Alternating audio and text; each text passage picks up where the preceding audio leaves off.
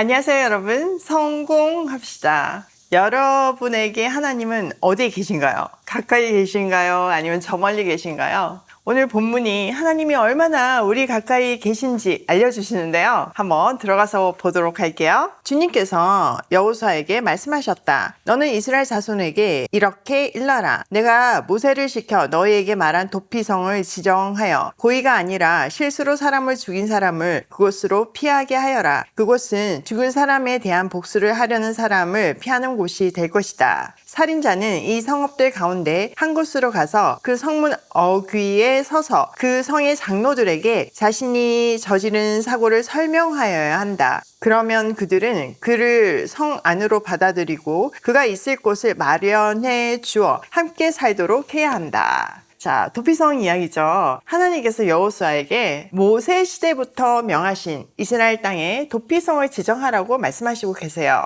이것은 실수로 사람을 죽인 사람이 복수의 추격을 피해서 도망가 머물 수 있는 정말 은혜, 긍휼의 피난처였어요. 도피성에 도착한 사람은 성문에서 장로들에게 사건을 설명하고 장로들은 사실을 확인한 다음에 성 안으로 받아들였죠. 자, 성문 앞에 있는 장로들은요, 그 당시에 재판관으로 보시면 돼요. 이 제도는 민수기 35장 그리고 신명기 19장에서 이미 정해진 하나님의 공의와 긍휼이 정말 절묘하게 어우러진 글이에요. 이렇게 고의적 살인과 부지중 살인을 구별해서 억울한 희생이 없도록 하나님은 하셨어요.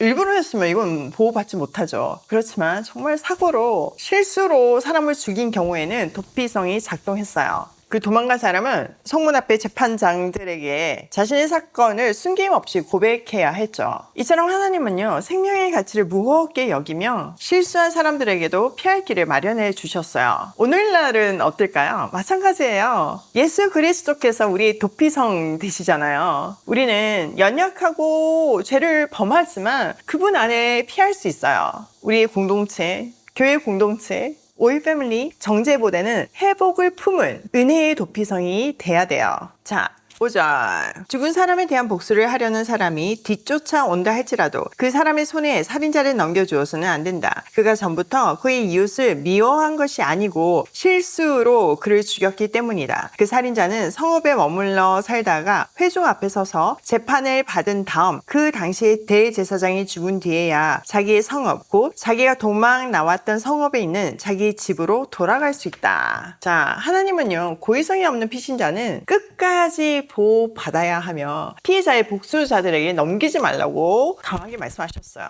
다만 그는 회중 앞에서 정식 재판을 받아야 하며 당대 대제사장이 죽을 때까지 도피성에 머물러야 했어요. 이 재판을 통해서 죄 없음을 확인하고 죄의 결과에 대한 책임은 완전히 면제되지 않았음을 보여줘요.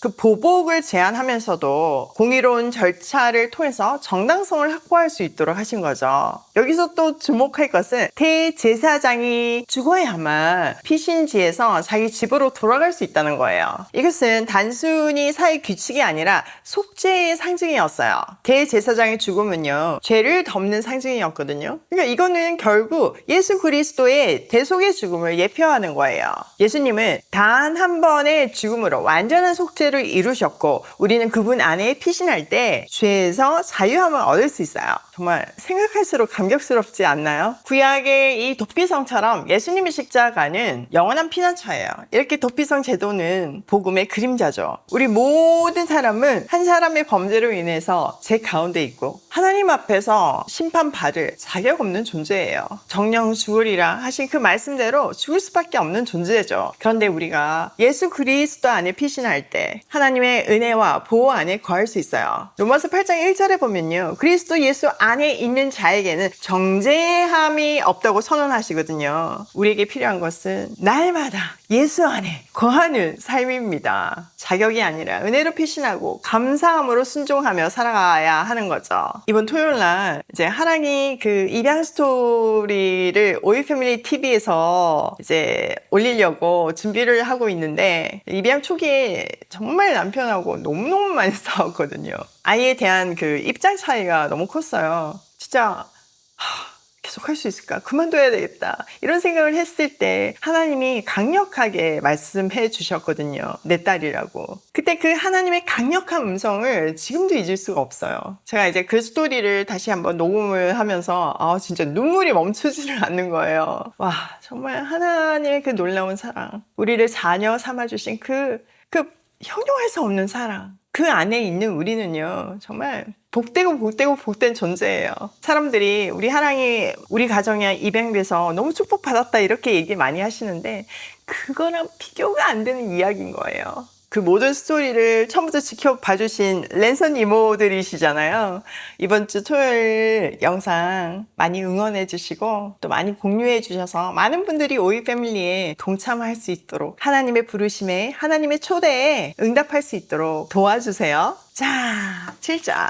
그래서 그들은 요단강 서쪽 지역에서는 납달리 산간지방에 있는 갈릴리의 게데스와 에브라임 산간지방의 세겜과 유다 산간지방의 기랏 아르바와 곧 헤브론을 도피성으로 구별하여 지정하였다. 또 여리고 동쪽 요단강 동쪽 지역에서는 르우벤 지파의 평지 광야에 있는 베셀과 갓 지파의 길랏 라못과 므낫세 지파의 바산 골란을 도피성으로 구별하여 지정하였다. 이 성읍들이 이스라엘의 모든 자손이나 그들 가운데 살고 있는 외국인 가운데서 누구든지 실수로 사람을 죽였을 때 그곳으로 피하여 회중 앞에 설 때까지 죽은 사람에 대한 복수를 하려는 사람의 손에 죽지 않도록 하려고 구별하여 지정한 도피성이다. 자, 여호수아는 하나님의 명령대로 이스라엘 전역에 6개의 도피성을 아주 균형 있게 지정해요. 자, 지도 보이시죠? 이 성읍들은요, 이방인까지 포함해서 누구든지 실수로 사람을 죽였을 때 재판 전까지 안전하게 거할 수 있는 공간이었어요. 도피성은요, 하루 안에 도달 가능한 거리에 배치되었는데요, 길과 표지판까지 마련되어 있었대요. 또 모두 레위인들이 거주하는 거룩한 성읍이었어요. 그러니까 말씀이 기준이 되는 공간이었음을 우리가 알 수 있는 거죠. 게다가 도피성의 이름도 상징적이에요. 예를 들어서 게데스는 거룩함, 세겜은 어깨, 이런 의미거든요. 그러니까 하나님 품 안에서 보호를 받는다는 의미가 담겨 있는 거예요.